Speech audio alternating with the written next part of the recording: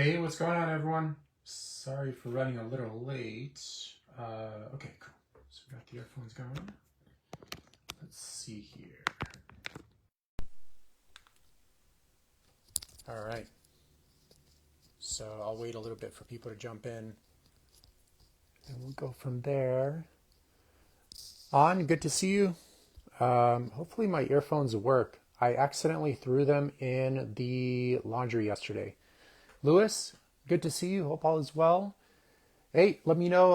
Let me know what you guys got planned for the weekend. Hope all is well, guys. Can you let me know? Is the sound working? Does it seem like it's picking up, or does it sound like I'm kind of a bit far away? I accidentally threw these in the laundry yesterday, and honestly, I don't know if they're working or not.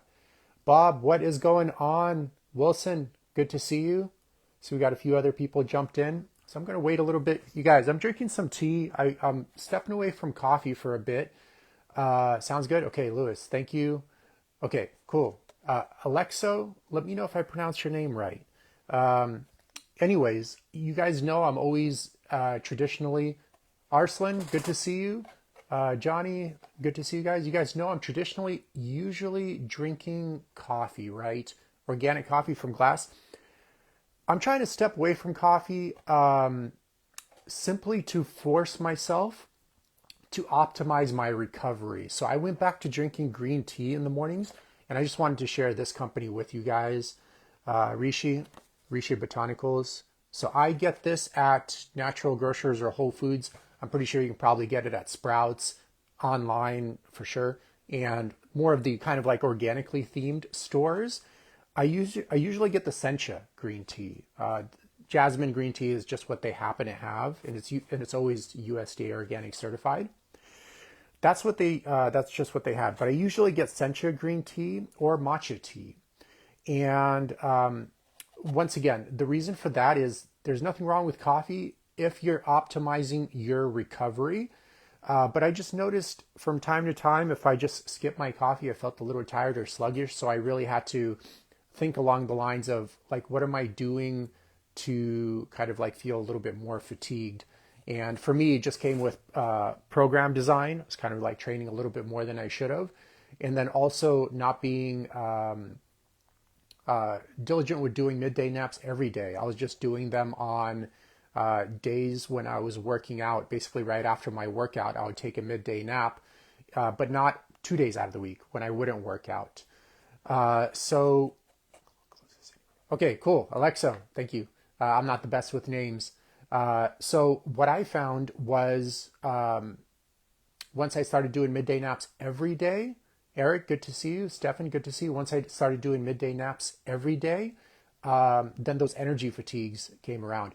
But you don't want to be running in an energy deficit, and coffee will sometimes mask that energy deficit because they'll make you seem like you're not tired, but you are actually really tired. So one thing some of you can do is just stop drinking coffee for like 2 or 3 weeks. And if you feel super exhausted and fatigued, you kind of have your answer.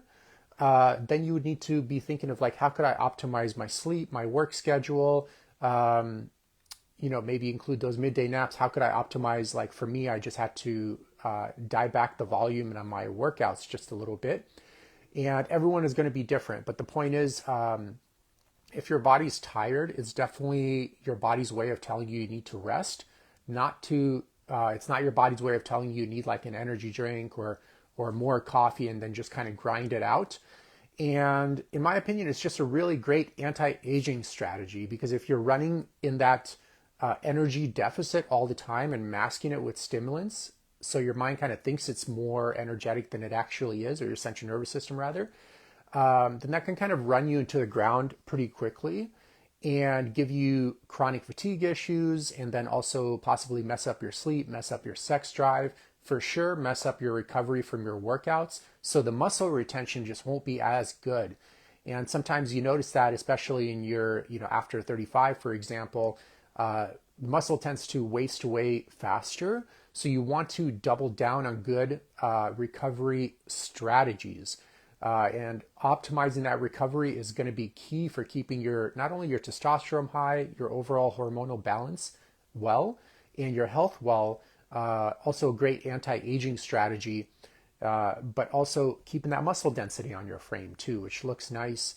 And it's honestly one of the best anti-aging practices to have a muscular physique into older age, because once again, one of the main things that kind of gets people to look very old very quickly is they go into their 40s or 50s with very little muscle mass and usually a fairly high body fat percentage. And then they end up just losing the very little bit they have, not all of it, I'm kind of exaggerating here, but losing a decent amount of muscle due to age and the accumulation of poor lifestyle and nutritional habits. And then they kind of start looking very like droopy and saggy, and kind of depleted, kind of like a shriveled prune, that kind of classic old look. So one thing I would definitely recommend if it's of interest of you to kind of look youthful into older age is simply try to put on as much muscle as possible before you hit your 50s. And that way you can kind of maintain it throughout your 50s and probably maintain it fairly well throughout your 60s. And then, of course, you hit 70, you got to be realistic. There'll be a small gradual decline for sure, but you're starting at a very high point, you know what I mean? And it kind of will start descending. Instead of starting here and then you have basically nowhere to go because your muscle has already pretty much wasted away and stuff of that sort. So let me get a sip of this coffee here and then we'll rock and roll. Also, you guys, if you guys have any questions, I do these lives for you guys. Just shoot them my way and I'll try my best to answer it. If it's kind of like a complicated question that requires a lot of elaboration, I could always do it on my next live so you guys can give me good ideas.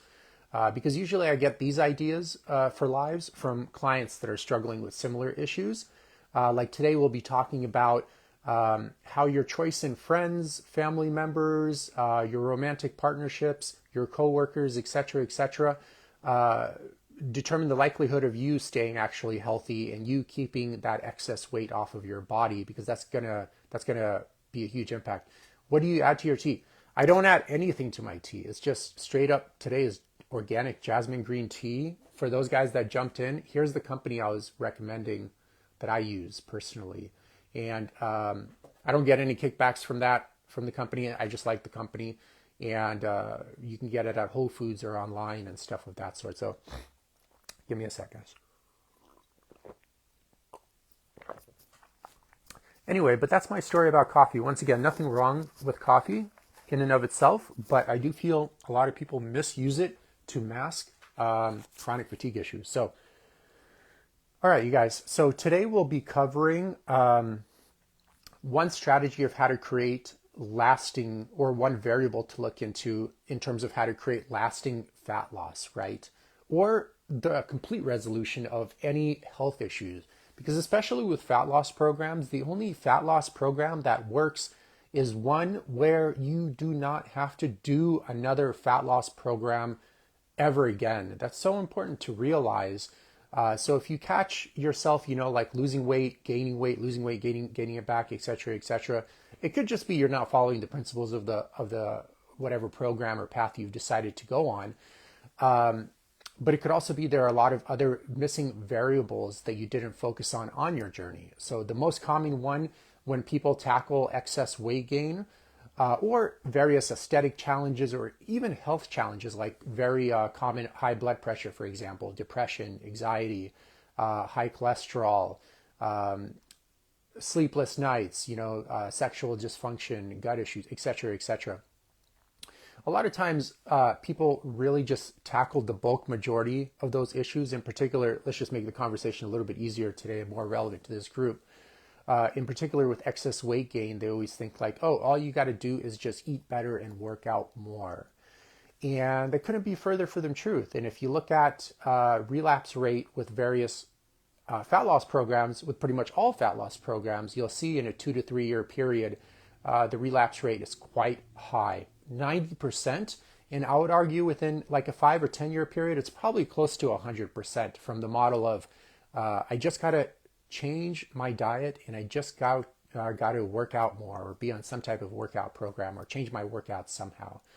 And it rarely, no absolutes, there are some cases like that, but it rarely is the case where all the person needs is just more nutrition, is just better nutrition education and also better exercise education, for example. For sure, those are important. I'm not downplaying them. They are very important. But for a lot of people, you have to meet the problem at the level of the problem. And their problem isn't oftentimes on not knowing what to eat or not knowing how to exercise, because they most likely actually lost weight in the past successfully. They could have probably did it more productively on a better program or understanding nutrition protocols better in relation to fat loss and stuff of that for sure. But that is not the challenge. And one of the challenges that should be considered in a fat loss journey, if you want to create a complete resolution of your symptom, is what friends, family, and coworkers you constantly hang out with. Because one of the big variables that I've seen with coaching people now for 17 years, going on 18 years on coaching people on aesthetic challenges, getting people healthy enough to not have to be on various medical drugs such as high blood pressure and statins, et cetera, is it's pretty easy to get a person to change, actually dramatically, within a 4 to 6 month period. You can probably erase like 10 years of damage in a 4 to 6 month period on a really good holistic training protocol, that considers the person as a whole instead of like individual parts. But the problem is what I notice is usually if people stay in the same environments where the fat gain accumulated or the health issue was started, whatever, digestive issues or high blood pressure, high cholesterol, whatever, if they stayed in that environment, even with good coaching, most likely they will actually be successful and get rid of those symptoms. But if they continue to stay in that environment after the program is done, the chances of relapse and those health symptoms coming back is actually quite high from my observation. Okay, so quite high. So there's something definitely in that environment, and for sure there's an internal environment to consider from the individual and then their interaction with the external environment. But there's definitely something in that external environment that is leading to that person's health issues like misery, obesity, medical drug dependence, whatever, you name it, excess weight gain, various aesthetic challenges, various skin issues. And I've noticed people that have been successful with, for example, keeping their weight off, oftentimes while doing that journey, they either transition out of their occupation altogether or change states or change relationships. There's some kind of dramatic change in their environment. And there are no absolutes and there are a lot of intricate details here. But if a person continues to stay in the environment where the health problems or the excess weight started or originated, the chances of them relapsing is quite high, right? And another good example and an extreme one is, just think about it this way. You have a person that finished a drug rehab center and they go back to the exact environment and community where all their druggie friends are at and all their, that drug dealer's at. And then most likely, because they've been in that rehab center for quite a while, they don't have a job. So now there's like another huge obstacle. There might be self-esteem, quite a bit of self-esteem issues or feeling lost without a purpose, etc. And you don't need to be obviously a PhD in psychology to understand that if a person has a former drug habit or drug addiction and they go and start hanging out with people with a bunch of drugs, then they're going to go back to using drugs. It's obvious, most likely. No absolutes, but there's probably a 98% chance that for sure it's going to happen. And it's the same thing with weight gain, ironically. So let's go down the list, because a lot of times that could be one of the bigger challenges of what could lead you to relapse in your weight gain. Tim is in the house. What is going on, Tim? Stephen, good to see you. Eben is good to see you as well. Joining all the way from South Africa. Always good to see you on these lives. So whenever you're pursuing a health journey, for sure, you have to concentrate. You have to get on a good nutrition protocol. You have to get on a good exercise protocol. You have to learn about, proper central nervous system management, gut health, sleeping cycles, how to optimize your sleep, optimize your recovery in various ways, etc., etc. But you also have to take into consideration, like, who am I hanging out with? And who am I spending most of my time with? And because you're going to be basically overall the accumulation of about like the 5 people you hang out most with. So if the 5 people you're hanging out most with are are overweight, constantly going out and eating or drinking, for example, on medical drugs, then most likely this will be you as well. There are some ways to kind of shield yourself from this, and I'm going to cover that towards the end of the live, but that is a big part to consider. So let's go down the list in terms of all of the people you surround yourself with and how they could impact you relapsing. Let's presume we have a person that has lost their weight, and we'll give some examples of a person that's in path of losing their weight and how, depending on who they hang out with, can sabotage them and set them back or get them to relapse. So first and foremost, we'll cover, I have my little list here. Let's see. So first and foremost, we'll cover coworkers, right? Most people work 40 to 50 hours or more per week. So obviously, the people you hang out with at work are going to be the people you spend the most time with, most likely. No absolutes, but that's most likely the case for everyone. So think about it, like 8 to 10 hours a day, and you're hanging out with a lot of these people, et cetera, et cetera. And it varies from field to field. But for example, like I have a history of doing corporate health lectures. And the issue is with corporate work, just because of the way it's structured and stuff of that sort, with the bureaucracy and the politics and the pyramid kind of style of promotion in those environments. And the reason a lot of people get into those kind of occupations are usually kind of like fear-based, for example. Not everyone, but a lot of people. And it's very rare to find a very healthy individual. It's actually a part of the culture which I find has like tremendously normalized pathology in every single possible way. And especially taking into consideration that 9 out of 10 Americans right now are metabolically sick, so it's easy to presume and kind of overlap that 9 out of 10 people in corporate offices are also metabolically sick, right?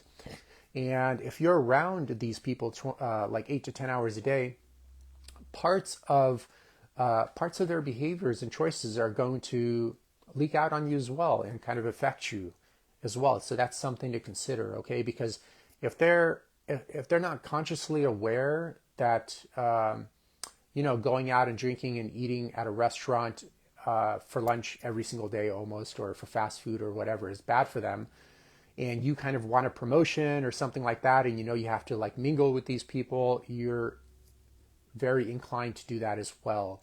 And it's going to be really hard to keep eating out consistently and have like a great looking physique, and or maybe save money, because it is very expensive to eat out constantly as well. Like the average American spends $8,000 to $16,000 every single year on non-essential expenses like eating out, travel, subscription services, all that stuff.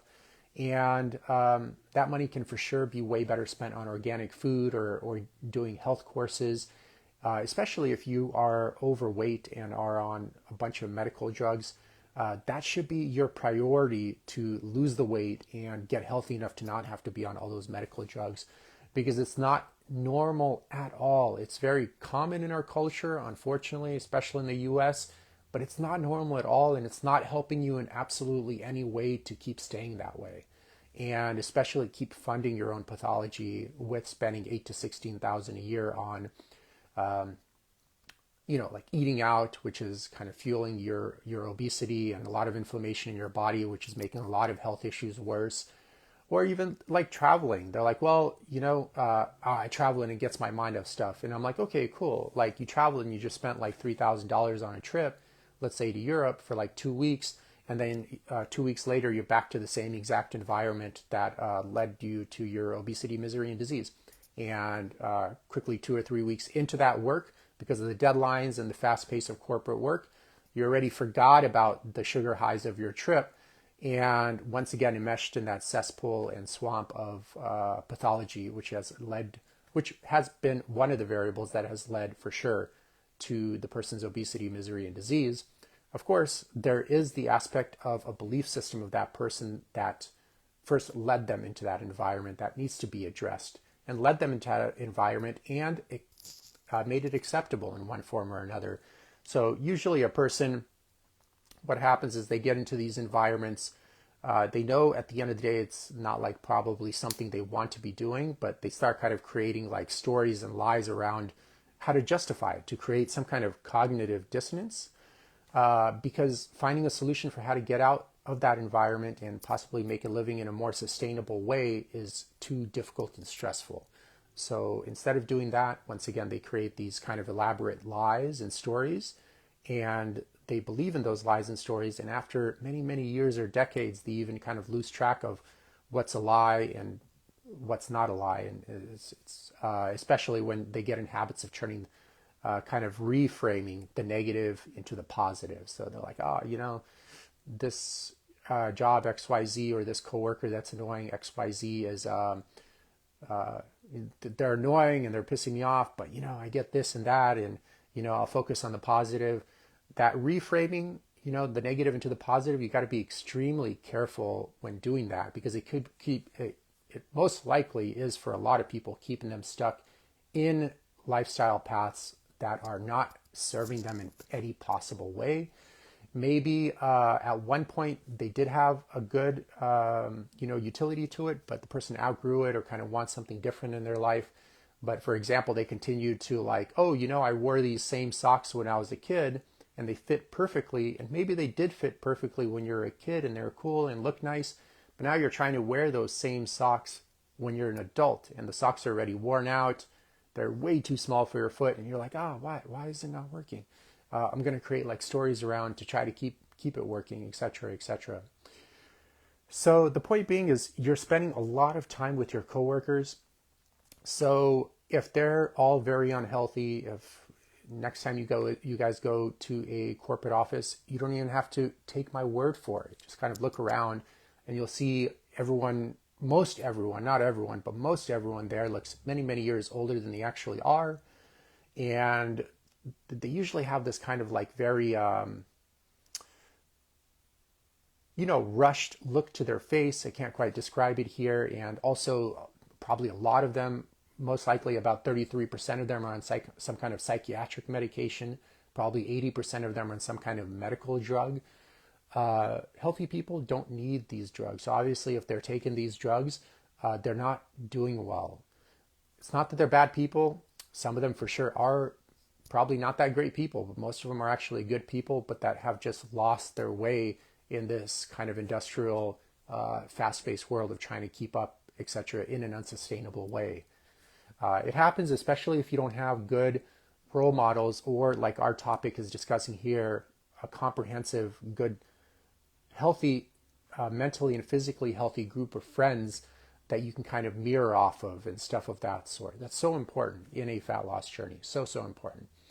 Because I guarantee you, if let's say you're 5 friends, you hang out with 100% of the time, if they're like super ripped and super mentally healthy and, eating biodynamic food and drinking only filtered water and not really eating out and drinking alcohol and stuff, you'll be the same way. You'll be ripped and also not on medical drugs and et cetera, et cetera. Okay. So obviously there is an internal environment variable to consider. We covered that on various other podcasts. We're covering more of the external on this live today. So yeah, choose your coworkers very wisely. And for example, if you can't get out of your current work environment, what I would recommend, what I would do and try to do if it's your style. So first and foremost, this is up to you if you want this in your life, is if you can, try your best to work remotely. This will create some kind of distance from that normalized pathology and give you some more time to reflect and not constantly have to blend in like a chameleon in an environment that has normalized pathology in every way. And I 100% guarantee you, in those corporate environments, 9 out of 10 of your coworkers are very mentally and physically sick. Not bad people, don't get me wrong, but they once again are living life unsustainably and not balanced, and just being around that all the time will have an impact on your psyche as well. Jonathan, good to see you. Marcus, is good to see you as well. Leonardo, or Leonardo, let me know if I pronounce your name wrong. Sorry guys, Bill, Tim, what is up? Give me a second, guys. So try your best to work remotely. I think that's a huge step forward. That's great for most people. And if you feel like, you like the entrepreneurial lifestyle, uh, give that a try as well. As well, because one cool thing about working for yourself, although it's not easy either, don't get me wrong, is you can create a lifestyle for yourself that's perfect for you. Where if you work, especially for a very big company, oftentimes not oftentimes, pretty much every time the company is hiring you to fit into their systems, into their core values. There's nothing wrong with that, but it's just that is your purpose. You have to mold around their needs and demands, and that's going to be tough to express your individual self, right? Sometimes people are like, well, I enjoy my field, let's say engineering. Okay, cool. So that's a great step in the right direction because most people don't even enjoy their field altogether. So your next step is to get also an environment in your field that reflects and is able to allow you to express your unique self. So with the engineering example, let's say this person loves engineering, but they're working for I don't know, a lamp manufacturer. Just random example, right? Let's say they're a mechanical engineer, but they really love working with cars. So then there's a misalignment. There's an alignment in their passion, but a misalignment in their environment. So what they would need to do is just go work for a car manufacturer instead and make sure, once again, they're doing projects in that manufacturer, in that company that are reflective of their core values, stuff of that sort. So another thing to consider, especially with the holidays coming up, I think Thanksgiving is next week. I kind of forgot the exact date. Let me cross this off here, is your family members. So this is huge, right? And I would like you guys to try this when you're sitting with your family or friends across the table. So first, notice that a large percentage of them are going to be overweight, right? Also notice if you are with a more older crowd, like 40s, 50s, 60s, they are complaining of some type of health issue oftentimes. So like gut issues, high blood pressure, high cholesterol, they got some weird skin thing going on. They just don't like how overweight they are, and now their knees are hurting or ankles are hurting or whatever, and stuff of that sort. And they'll talk to you about these health issues while also encouraging you to eat the food, which is one of the major contributors of all their health issues, their poor choices in food, right? And that's how under the table and normalized pathology has become in our culture. So once again, this person is like, oh man, I feel so sick. I don't like how overweight I am, but here is this food, you know what I mean? And in their mind, they're like, well, I just do this during the holidays. It's not true. You don't only eat poorly during the holidays and become overweight. You eat poorly all year round. You just eat more poorly during the holidays. That's actually the reality of the situation. And once you accept that and start being truthful with yourself, you start looking for honest solutions. Until then, it's just an elaborate game of self-deception. That's it. And it's not going to serve you anyway. You'll just become more obese, miserable, and dependent on medical drugs as the years go on. And that's it. That's it. That's your only future if you keep doing that. So you'll notice that once again, the people at the table, they're like, oh yeah, these health issues, that health issue, like here, have this food, et cetera, et cetera. And just observe that, And I'm like, oh, well, it's interesting that one of the biggest variables is just poor nutritional choices over a long period of time that are leading to all these health issues in them that they don't like, but then they're telling you to do the same exact thing. It's very interesting. So that's one thing to consider is family members. And also it could be a little bit controversial, but remember that you never got to pick your family, So there's a little bit of flexibility on whether you want to stay committed to family member XYZ or whatever, because it wasn't your choice to be born into that family to begin with. So if there's a huge disconnect in core values between like you want to be like extremely healthy and live this kind of lifestyle, but everyone in that family unit is on medical drugs and very overweight, that's a huge discrepancy. That's a huge story gap that you need to take into consideration and stuff of that sort. So, family. Another thing is your partner, which kind of your romantic partner, for those that have one. And this is huge because there will be conflict if, like, say you have two people that are overweight and one of them decides to become healthy, but the other does not. It's interesting. The thing I've observed over 17 years is usually the person that decides to stay overweight, remember, it's their decision. It's not their hormones or their thyroid or anything. It's just they are doing it to themselves and have over the years normalized a life of pathology. But let's say you have one of the partners that decided to lose weight and become healthy. What happens, there are no absolutes for sure, but what happens sometimes is you'll see the other partner start sabotaging the person that's losing weight, because the person that's losing weight is constantly reflecting and reminding them of their own inability to change, right? And they don't like that. Or they think the person is going to lose their attraction to them eventually and break up with them, or a myriad of other issues. And typically they have kind of unique sabotaging strategies to get their partner to stay overweight as well, because they are reluctant to change it themselves and face the shadow side of what led to all that weight gain, which is usually a life of misery and stuff of that sort. So they'll say things like, let's say the person starts losing weight and looking thinner. They're like, oh, now you look too thin, like stop losing weight. I'm kind of like worried about you, or stuff of that sort, But it's interesting how they weren't worried about the person when they're like obese, but now they're getting worried when they're losing weight. Very interesting, right?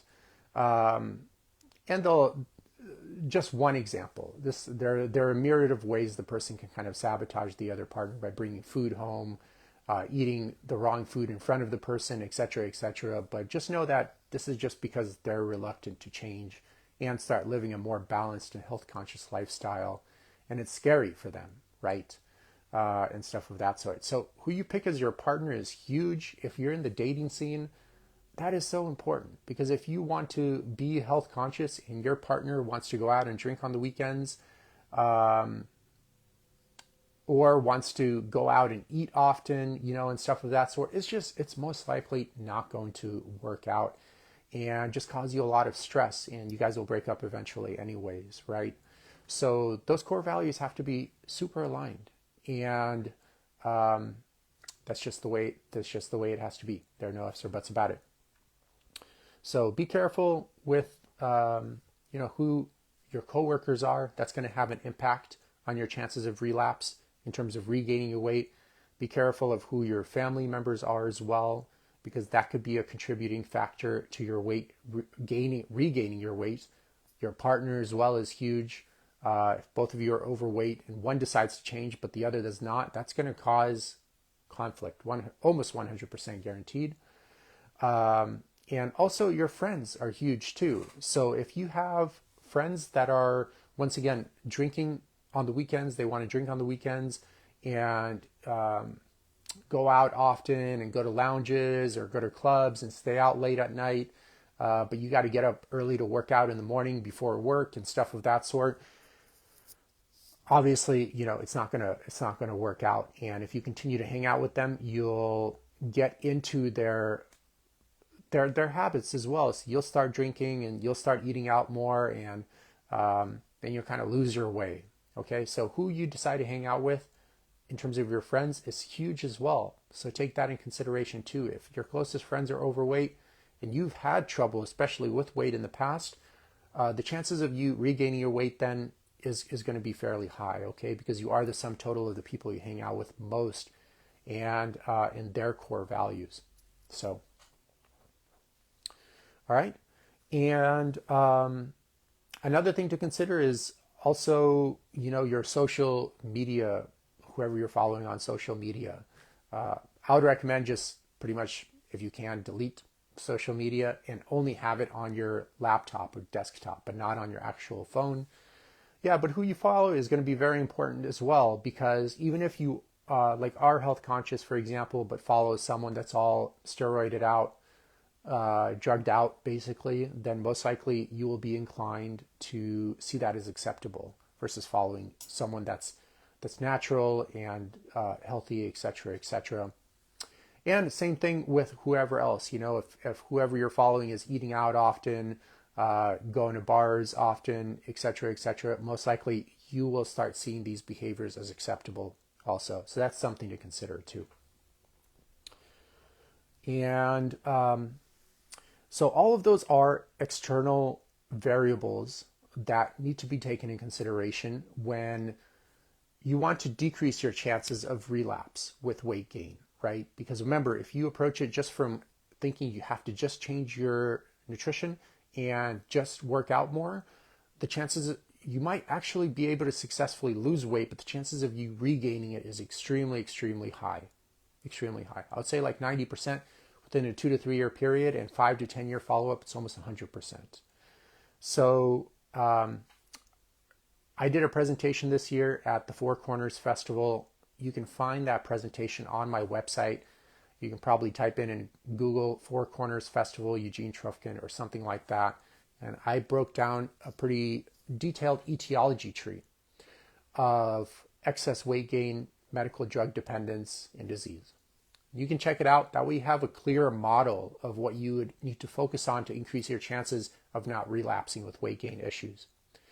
But one of the main things to take into consideration, these are all external variables, obviously, but you have to take into consideration internal variables and look at yourself too, right? So in order to know which friends to get around, which partners to get in romantic relationships with, which coworkers to hang out with, which jobs to get into, etc., etc., you yourself have to be very clear on your core values.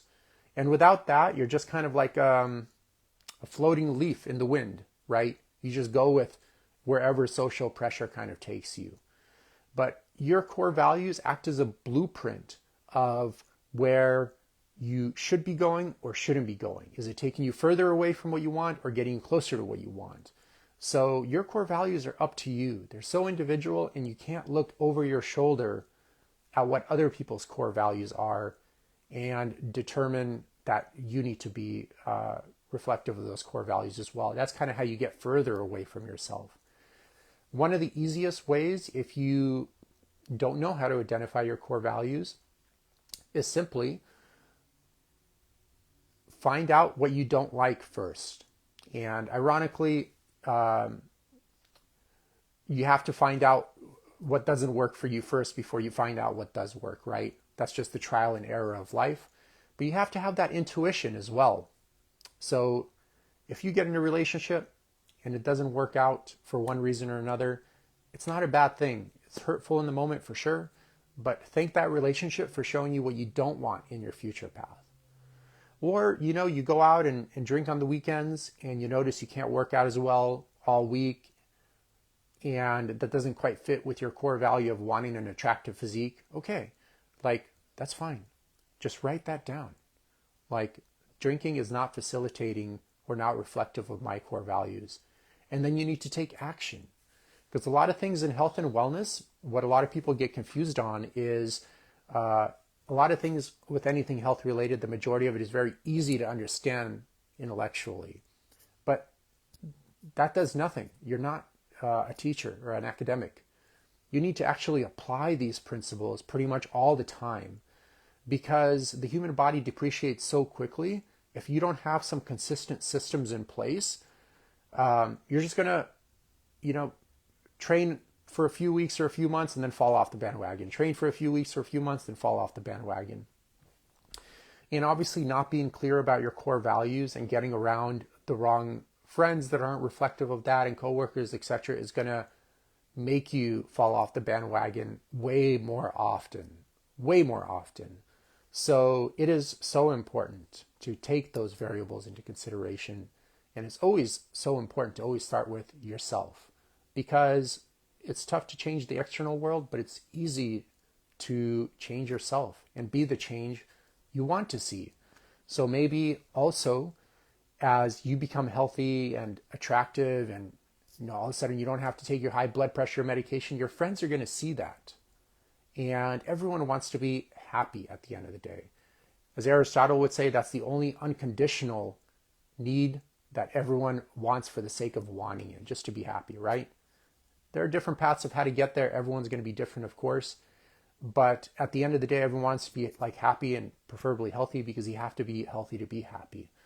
Like when you had the flu, I don't care how positive you are, you're just not going to be that happy, or broke your knee or something like that, or have digestive issues and stuff of that sort. So it always starts with you, but your external environment is going to be an important variable too.